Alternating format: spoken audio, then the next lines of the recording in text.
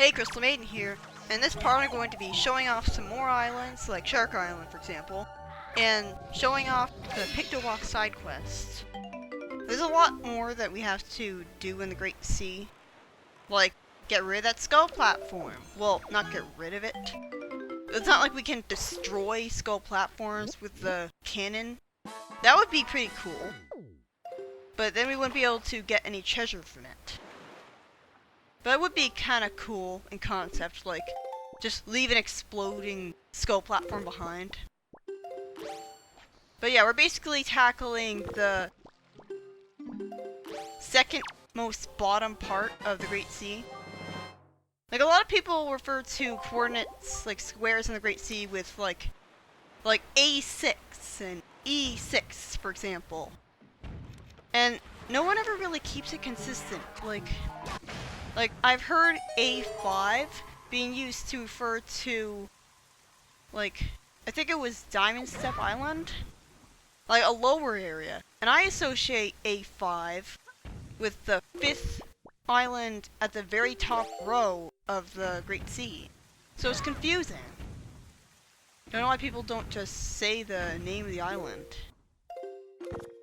Like, I think it would have been better if the Great Sea actually had, like, A, B, C, and so on the vertical part of it, and the horizontal part of it had the numbers like next to each square.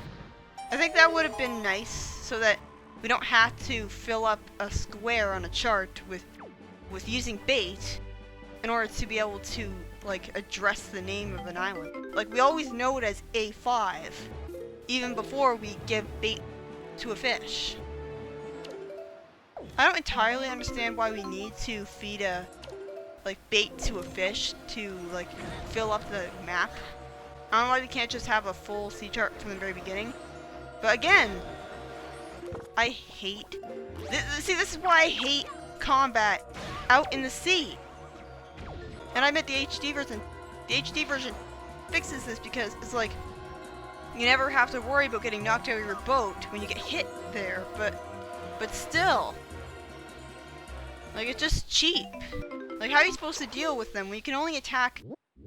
Like, technically you can target multiple things at once with the boomerang, but it doesn't really matter because it takes so long to target even one enemy that by the time that you targeted multiple of them at once, you're gonna get hit by the bomb anyways.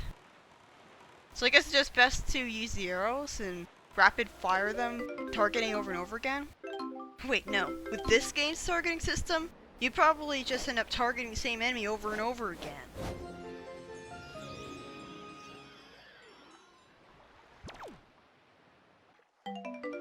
Basically, I play Zelda because I like the satisfaction of completing tasks, and feeding bait to a fish is just one of those tasks. Like, it's not really a big deal to me going to Beetle's ship and buying a whole bunch of bait to feed to a fish.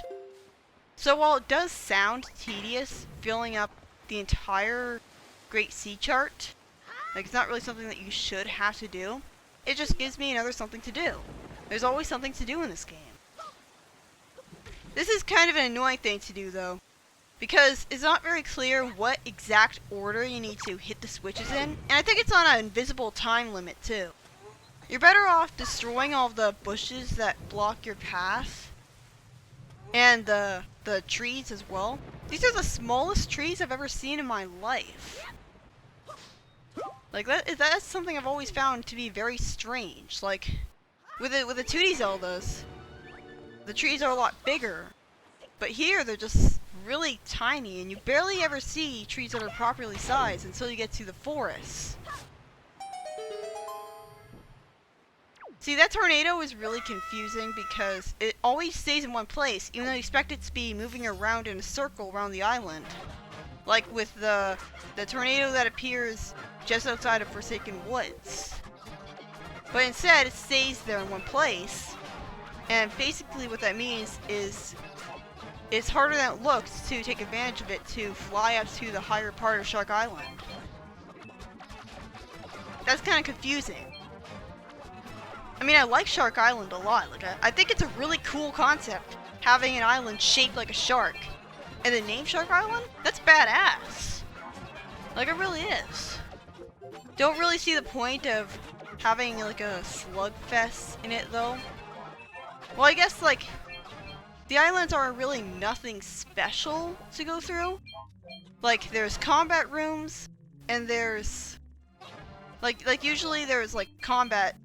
Like it's not like the shrines in Breath of the Wild where you solve various unique puzzles in them. Like that's the thing.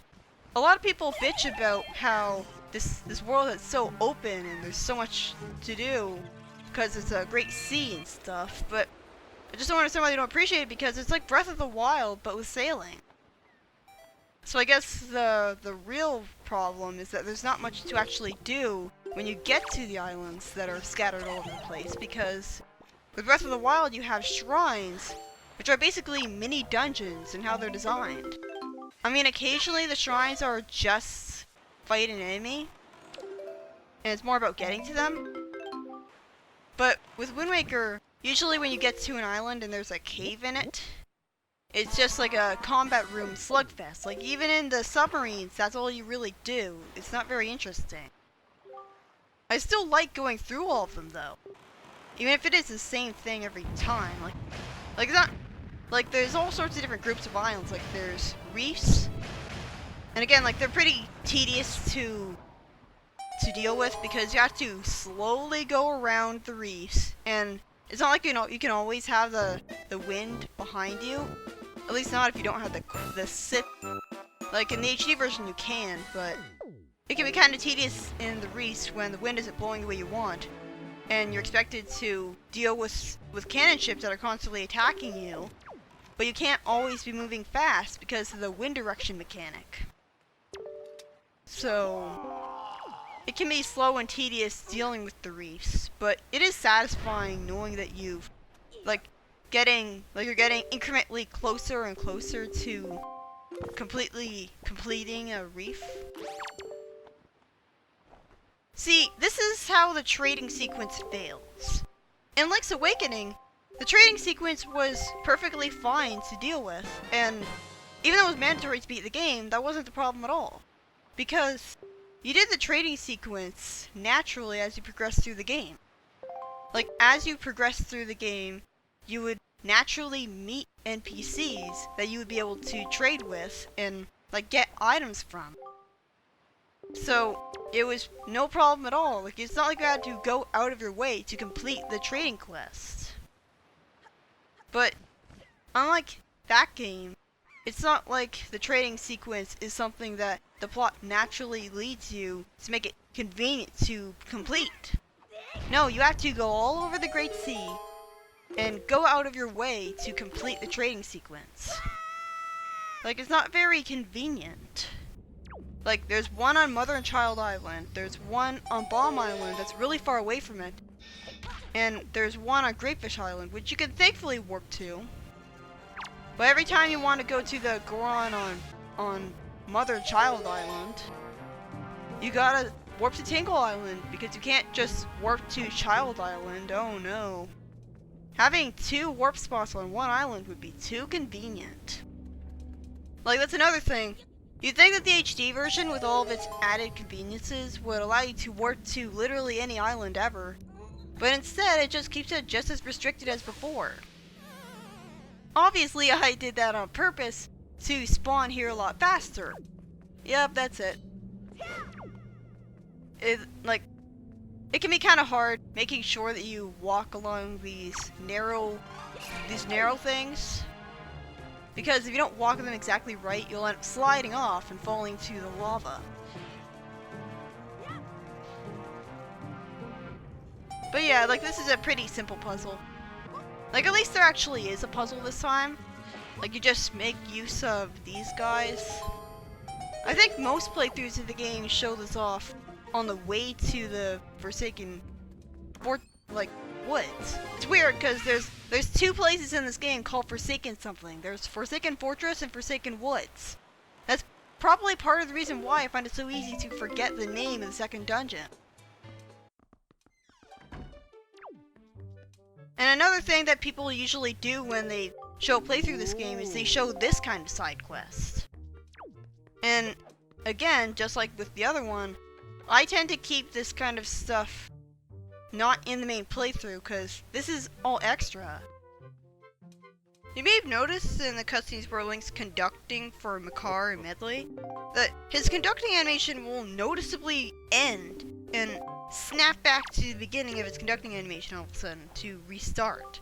That even happens in the HD version. Like, you'd think they would properly make use of the new Wii U technology, but instead they don't give a proper transition.